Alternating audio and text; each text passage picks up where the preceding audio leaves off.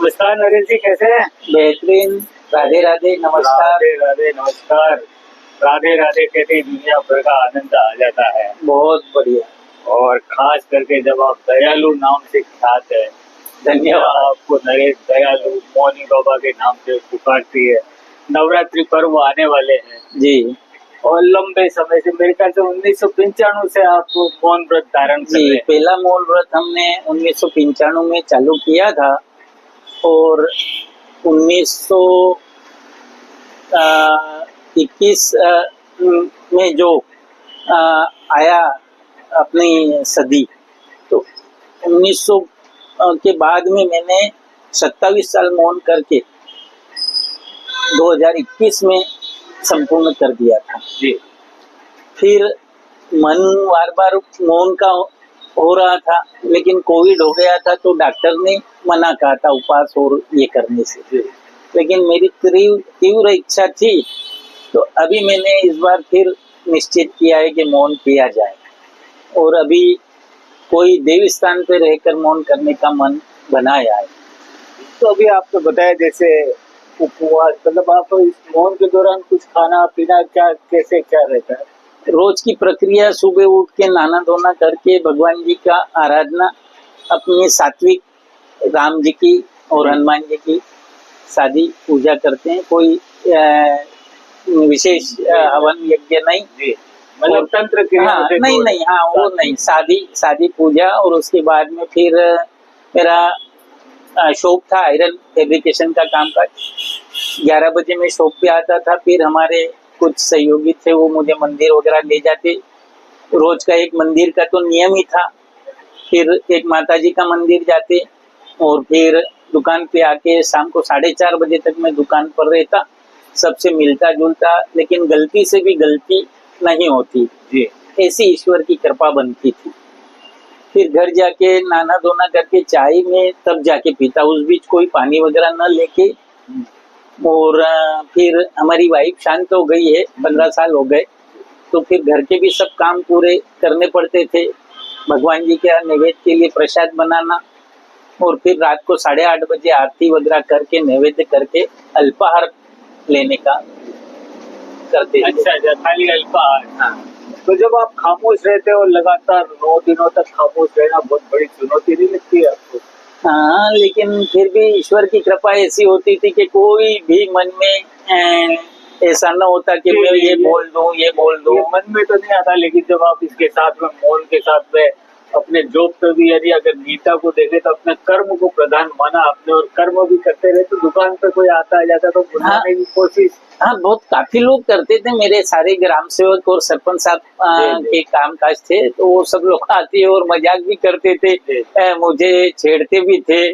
अरे बोबड़ी फिल्म ये कहते थे, लेकिन वो एक एंजॉय करते, मैं मुस्कुरा के सबको प्रेम से वो करता था और सबका मुझे प्यार भी मिलता था। जी, जब आपने वो फिल्म की बात करी तो मुझे याद आया, कई फिल्मों में आपने काम भी किया है। हाँ, मैंने खुद ने देखा है। ईश्वर की कृपा बनी। मेरी पढ़ाई लिखाई, मेरा जन्म बचपन उज्जैन का है, तो उज्जैन में मौनी बाबा थे, उनके आश्रम मंगलनाथ में है। तो वो हर नवरात्रि में वहाँ पे एक रामलीला होती थी।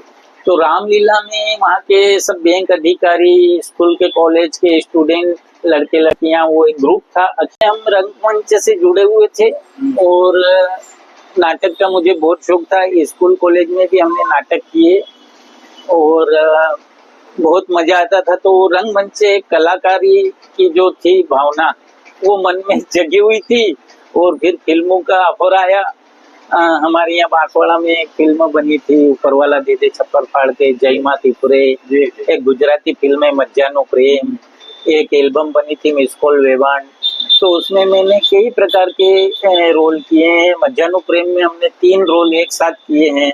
मैं गुंडा बना हूँ, मैं पंडित बना हूँ, मैं सिक्योरिटी गार्ड बना हूँ।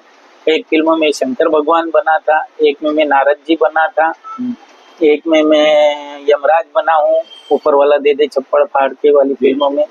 और मिस कॉल वेवान में मैंने लगातार एक गाने पे 7 रोल एक साथ किए थे। स्टार्ट में गांव का गुंडे से लेके आखिरी तक नेता बनने तक के रोल, गाना बैक साइड में चलता है और मैं उसमें रोल निभाता गया हूँ। और यहाँ वागड़ कॉम्प्लेक्स में ही शूट हुआ था, वो काफी समय पहले की बात है। लेकिन क्या है, मेरी प्रतिभा स्टेज पे नहीं आ पाई और लोग इतना नहीं देख पाए, इसलिए मैं पीछे रह गया। लेकिन अभी भी मेरे काफी लोग कहते हैं कि अगर आप बम्बई आओ तो आपको बहुत काम मिलेगा। तो नरेश जी, आपसे खास अब ये जानना चाहूंगा मैं कि जब आपके पास ये 9 दिन आप मौन रहते तो कोई ना कोई उद्देश्य तो रहता होगा आपका मौन का? हाँ, हर बार अलग अलग रहता है, पर सर्वश्रेष्ठ विश्व कल्याण और अपने देश की तरक्की, देश में नुकसान न होए। और अभी का मेरा मौन व्रत का है उत्तराखंड, बिहार वगैरह में जहाँ पे भी ये आपदा विपदा, उत्तराखंड, हिमाचल वगैरह, पंजाब में ये त्रास हुआ, बाढ़ आई, कई लोग बेघर हो गए। और मुझे एक चीज और नजर आती है कि जो ट्रम्प की बात हम भूल नहीं सकते, ट्रम्प और उसका टैरिफ, यानी कि हिंदुस्तान को दबाने का प्रयास कर रहा है, तो क्या उसकी सद्बुद्धि की प्रार्थना? हाँ, उसको भी सद्बुद्धि आए। और हिंदुस्तान तो वैसे किसी से दबता नहीं है, आज तक दबा नहीं है और अभी तो बिल्कुल भी दबने वाला नहीं है। आप देखो, वो खुद नर्म हो गया ट्रम्प।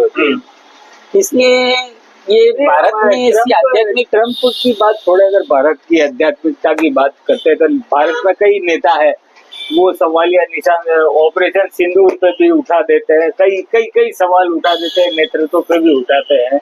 तो क्या है कि सद्बुद्धि के लिए भी आपकी प्रार्थनाएं रहेगी, कामनाएं रहेगी? मैं हमेशा, हालांकि मैं किसी भी पार्टी को बिलोंग नहीं करता हूँ, लेकिन मैं ये कोई पार्टी की बात है, ये एक राष्ट्रीय नेताओं की बात कर रहा हूँ। को एक तरफ विदेशी शक्तियां चुनौती दे रही तो दूसरी तरफ देश में बैठे लोग सवाल, बहुत गलत है। क्योंकि भारत की बदनामी होती है और भारत एक ऐसा देश है कि जो सबको झुका रहा है अभी। जी।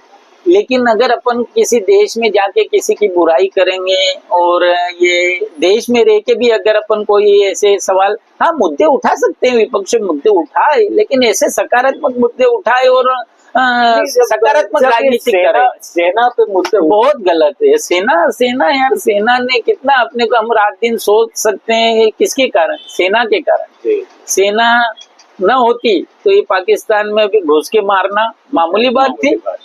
बहुत मतलब एक जिगर वाला काम किया है सेना ने। तो आज प्रधानमंत्री नरेंद्र मोदी का जन्मदिन भी है, आपसे मुलाकात बहुत बहुत शुभकामनाएं मोदी साहब को। हम भी देंगे, लेकिन मैं चाहूंगा साथ में इस मौन के साथ में एक साधना राष्ट्र के नाम पर भी हो, जहां देशवासियों को सद्बुद्धि मिले और वो जो विधर्मी कह सकते हैं, जिनको जो अमेरिका में बैठे या कहीं और बैठे हुए हैं, अब तो उनके देश के लोग भी बोलने लगे। हाँ सही, बिल्कुल सही। वहाँ पर भारत ने, कोई पाकिस्तान का विदेश मंत्री बोलता है कि भारत में, वो विदेश मंत्री के साथ उप प्रधानमंत्री भी है, वो खुद बोल रहा है कि ट्रंप ने कोई समझौता नहीं कराया। तो यही हमारे देश का नेतृत्व ऐसा मजबूत है, बहुत मजबूत है। और देश में सभी ने अपना प्रयास करके ने इसको, पाकिस्तान को नीचा दिखा दिया है। और अभी क्रिकेट की बात ले लो, जी। हमेशा क्रिकेट में तो भारत विजयी रहता ही है। और अभी कितनी सकारात्मक युवा यंग टीम ने खेला है और सबको झुका दिया, बिल्कुल झुका दिया। और उन लोगों से हाथ नहीं मिला है जिनके हाथ शर्म उनकी उनकी कितनी। तो चलो नरेश जी, दयालु जी, आपका बहुत बहुत आभार। और आपसे यही प्रार्थना रहेगी कि आप राष्ट्र के लिए सद्बुद्धि की प्रार्थना जरूर करें। आपका मौन रहेगा, लेकिन मौन में कोई शक्ति आपके पास आती है तो वो हिंदुस्तान की ताकत को, मैं हिंदुस्तान के लिए तो जी जान से प्रार्थना करता ही रहता हूँ हमेशा। मैं सभी स्थान देव, कार्य देव, विश्व के, राज्य के सभी देवताओं से यही कहता हूँ कि विश्व का कल्याण हो, भारत का कल्याण हो, भारत में कोई भी ऐसी ताकत न पैदा हो जो अस्थिर कर दे भारत को। मैं एक बीच में आपको रोक रहा हूँ, माफ करना, लेकिन जब आपने यमराज का रोल किया था तो चलते चलते हमारे दर्शकों को एक यमराज का वो रूप आप दिखा देंगे, वो अमेरिका हो या भारत में बैठे हुए लोग हो जो राष्ट्र के खिलाफ, तो अगर मान लीजिए आप यमराज के रूप में, तो क्या संदेश उनके पास पहुंच गए? आप ट्रम्प है या कोई और है, क्या कहेंगे और किस अंदाज में? आप यमराज, आप अभी यमराज मान लीजिए, हाँ तो मैं यही आप कहूँगा, ट्रम्प के पास पहुंच गए, आप यमराज के रूप में पहुंच गए, ट्रम्प को क्या कहेंगे?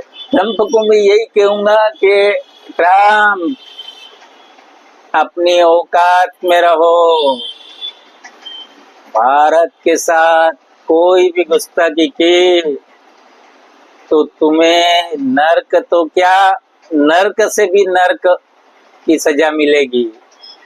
जी जी, बहुत खूब। तो नरेश जी, दयालु जी, बहुत बहुत आभार हमारे साथ जुड़ने के लिए, और हमारे दर्शकों का भी आभार, धन्यवाद। जो इतनी लंबी चर्चा सुन के आपके मन के भावों को जाना। तो दोस्तों, प्रधानमंत्री नरेंद्र मोदी के जन्म दिवस पर एक बार फिर बधाई, दिल बहुत से बहुत बधाई। और ये 9 दिन उस शख्सियत को उतनी शक्ति दे कि भारत का झंडा बुलंदी पर सदा फहराता। मैं भी सारे बहुत बहुत धन्यवाद। धन्यवाद।